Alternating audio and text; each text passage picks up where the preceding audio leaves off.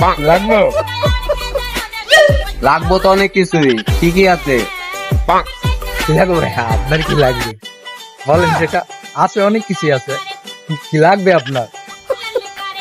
এই মেয়ে, আপনি আসেন কেন? তোর সমস্যা কি? আমি তো এমনি হাসতেছি, দেখলেন না? যেহেতু স্যার দুটো মেয়া, আপনি আসেন কেন? সমস্যা কি আপনার?